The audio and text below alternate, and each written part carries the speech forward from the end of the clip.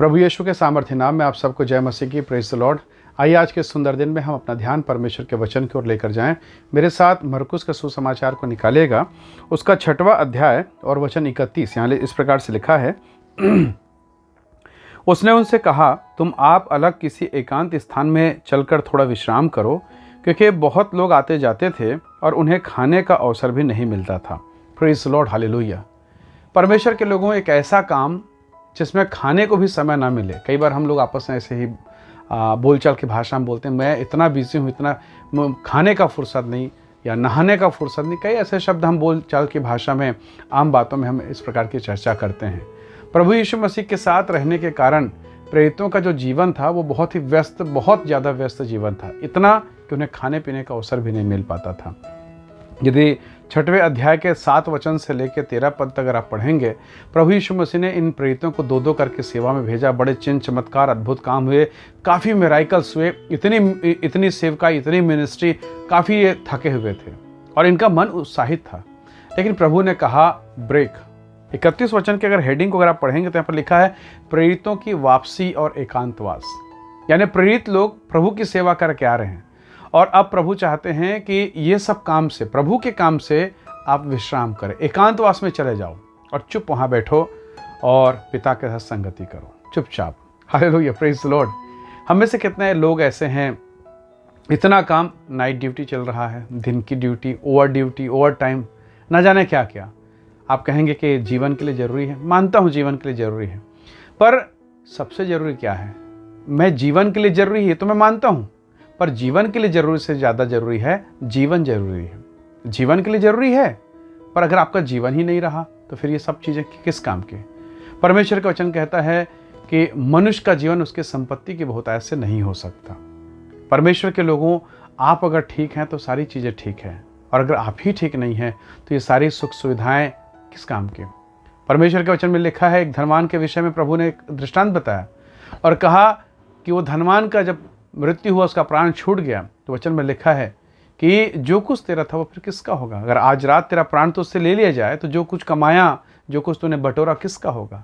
तो प्रभु के लोगों, प्रभु भी चाहते हैं कि हम आत्मिक जीवन में भी, शारीरिक जीवन में भी और सांसारिक जीवन में भी हम विश्राम करें, एकांतवास में रहें, परिवार के साथ रहें, परिवार के लोगों के साथ रहें, प्रभु की उपस्थिति में रहें। अब इस एकांतवास का मतलब ये भी नहीं है कि बाइबल पढ़ना बंद कर दें, गाना गाना, सब कुछ स्पिरिचुअल लाइफ बंद ना। ये विषय में परमेश्वर का वचन नहीं कह रहा है। एकांतवास अर्थात उन तमाम प्रेशर से, बोझ से हम दूर रहें और प्रभु की उपस्थिति में परिवार के साथ एकांत में जीवन बिताएं। कुछ दिन ही सही, चाहे वो एक दिन क्यों ना हो, एक दिन उपवास प्रार्थना। कितने दिन हम खा रहे हैं, बस खाते ही चले जा रहे हैं। आज शरीर को रिलैक्स कर दीजिए।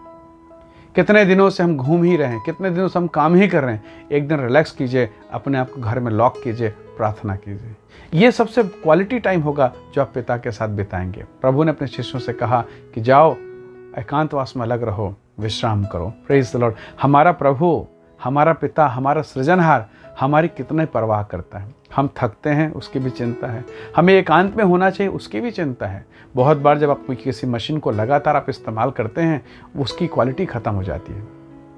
तब उस मशीन का विशेषज्ञ उसे सर्विसिंग करवाता है। आप कार, मोटरसाइकिल या कार का सर्विसिंग कराते हैं, उसे एकांतवास देते हैं, उसे ऑयलिंग करते हैं, ग्रीसिंग करते हैं, ताकि वो अच्छे से स्मूथ से चल सके।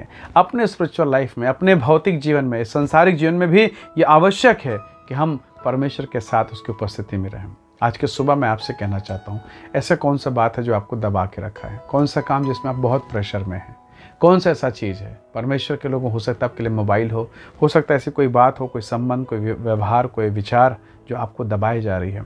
उन सब से अलग होइए, परमेश्वर के साथ समय बिताइए, क्वालिटी समय, और आप आशीषित होंगे।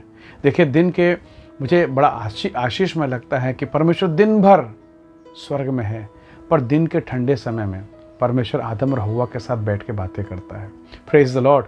स्वर्गदूत, लाखों करोड़ों स्वर्गदूत, तेजोमय स्वर्गदूत इस बात को लेकर चिंतित हैं कि परमेश्वर को हमारी आराधना से कहीं ज़्यादा वो 2 मिट्टी के पुतलों के साथ मिलना क्यों अच्छा लगता है। Praise the Lord, hallelujah. आप विशेष हैं। मैं आपसे कहना चाहता हूँ, आप विशेष हैं। प्रभु ने आपको अपने लिए बनाया है। कुछ समय निकालिए, प्रभु के साथ बैठिए, क्वालिटी समय बिताइए, कुछ पल ही सही, कुछ समय ही सही परमेश्वर आपसे बातें करेंगे। प्रभु आपको बहुत आशीष देने वाले हैं। शिष्यों से कहा बहुत काम हो गया, जाओ विश्राम करो। आज के सुबह परमेश्वर से कहें कि प्रभु मुझे भी एक ऐसा अनुग्रह दे ताकि मैं उस आराम को पा सकूं। प्रभु आपको आशीष दे। आइए दुआ करें। प्रेमी अनुग्रहकारी स्वर्गीय पिता, धन्यवाद मेरे प्रिय भाई बहनों को आशीषित कर प्रभु, ताकि ये अपने जीवन में उस शांति, उस विश्राम को पा सकें और जो चीज़ें इन्हें दबाई जा रही है वो सारी चीज़ें दूर होने पाएँ। इनके जीवन को ब्लेस कर आशीष दे। प्रभु यीशु के सामर्थी नाम से मांगते हैं, आमीन। प्रभु आप सबको बहुत ऐसे आशीष दे। बहुत धन्यवाद। जय मसीह की। Praise the Lord.